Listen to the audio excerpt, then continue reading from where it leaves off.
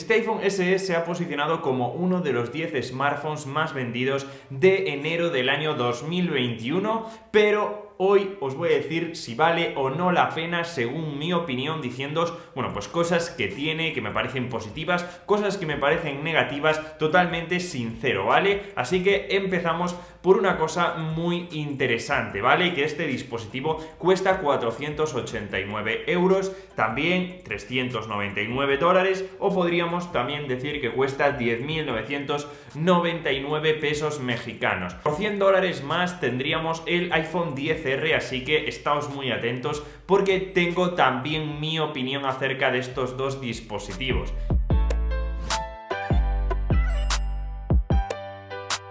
Empezamos lógicamente por una cosa que creo que sí vale la pena, una razón para comprar lo que sería el procesador. Estamos hablando del A13 Bionic, que mejora respecto al A12, no solo en términos de potencia bruta, sino también en cuestiones de rendimiento de la batería, en autonomía y también a la hora del procesamiento de las fotos, ¿vale? Lógicamente siempre nos centramos en el procesador para navegar por la web, también para abrir aplicaciones o para jugar a juegos, ya sea juegos como este, que sería un juego más sencillito, que podríamos jugar con total fluidez, o juegos un poco más pesados como sería este Asphalt, que juega con total fluidez, este iPhone SE 2020, que parece que nada puede parar este procesador. La verdad que me encanta cómo funciona, lo fluido que es y además lo que acompañará en todas las actualizaciones de estos años siguientes, porque este iPhone la verdad que tiene para, diría yo, 4 o 5 años de actualizaciones, así que estaros tranquilos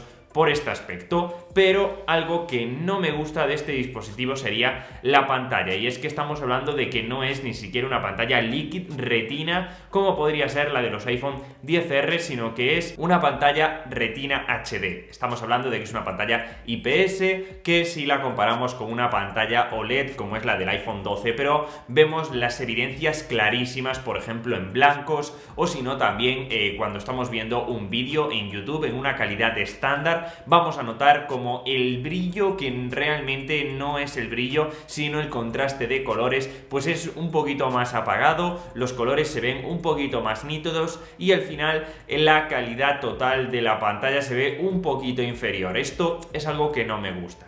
Y algo un poquito más subjetivo sería, por ejemplo, el tamaño. Es un tamaño muy reducido que podremos agarrar con una mano el dispositivo, llegar a todas partes de la pantalla, pero en cambio tiene algo negativo, que serían los marcos. Estamos hablando de que tiene marcos bastante grandes, bastante anchos, y que al fin y al cabo no vamos a aprovechar toda la pantalla frontal del dispositivo. Es una tontería, pero hay muchas personas que lo ven como un diseño un poquito antiguo, cuando ya estamos utilizando iPhones con Face ID y con este notch que ya va a evolucionar, se supone, en este iPhone 13. Aún así, bueno, pues es un diseño que si puedes convivir con él no pasa nada, porque añade el Touch ID, que me parece algo bastante positivo. Me gusta mucho la implementación de este Touch ID, porque ahora con el tema de las mascarillas, con el desbloqueo rápido, pues me parece súper útil, ¿vale? No solo por la sencillez a la hora de descargar aplicaciones, de pagar instantáneamente en comercios, sino también para desbloquearlo. Normalmente el Touch ID recibe mucho hate por los marcos que conlleva, pero es una autentificación bastante segura y bastante rápida de acceder a nuestro dispositivo.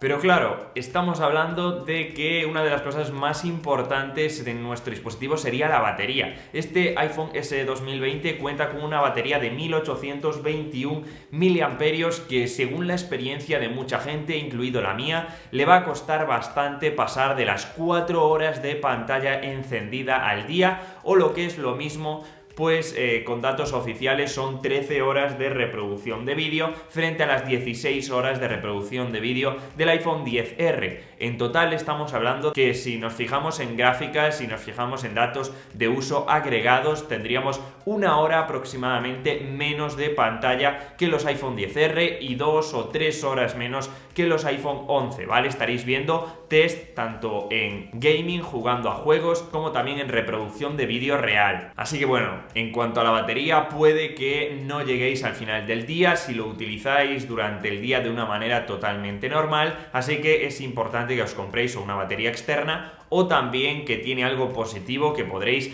cargarlo de manera inalámbrica, incluso es un dispositivo que es compatible con la carga rápida, así que bueno, pues tiene ese punto negativo que tendremos que cargarlo, pero al menos podremos hacerlo de una manera rápida o inalámbrica. Pero claro, mucha gente le da importancia también a la cámara, y es que es una buena cámara, entendiéndolo en el contexto en el que tenemos un diseño un poquito antiguo. La cámara es bastante buena. Tenemos una cámara trasera de 12 megapíxeles, 1.8 de apertura, y también cuenta con modo retrato, además a personas y a objetos. Estamos hablando de que si la comparamos con otros dispositivos no vamos a ver tanta diferencia. Tenemos una cámara un poquito mejor que el 10R y también una cámara un poquito peor que el 11. Lógicamente estamos hablando de que para compartir en redes sociales, sacar fotos, incluso grabar vídeos en 4K, es una muy buena cámara de la que nadie se puede quejar. Siempre le podemos sacar algún detalle, pero lógicamente en el contexto general del precio en el que estamos hablando, es una muy buena cámara.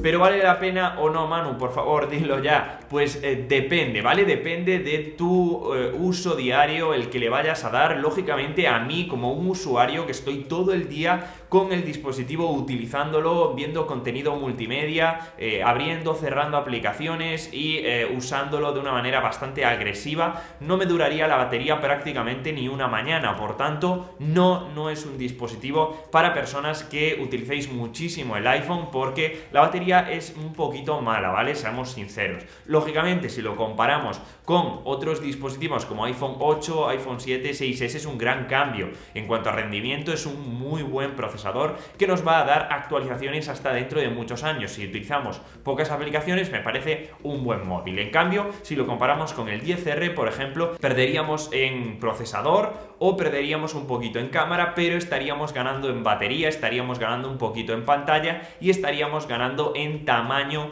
del propio dispositivo y tamaño de la pantalla para ver contenido multimedia. Así que yo me quedaría con el 10R, ya lo dije en un vídeo que os voy a dejar por aquí. Me parece un poquito mejor dispositivo y que aún se sigue vendiendo en las tiendas oficiales, así que os voy a dejar todos los enlaces en la descripción por si queréis echarle un vistazo, y nos vemos como siempre en el siguiente vídeo. Si tienes lógicamente un dispositivo, un SE, un 10R, dime en los comentarios cuál es tu experiencia, porque la demás gente lo agradece muchísimo, porque va a los comentarios, contrasta pues opiniones de diferentes personas que lo utilizan muchísimo o lo han utilizado durante mucho tiempo, y así nos retroalimentamos entre todos y creamos una comunidad excelente que a mí siempre me encanta. Así que chicos, nos vemos como siempre en el siguiente. Muchas gracias por estar ahí. ¡Chao!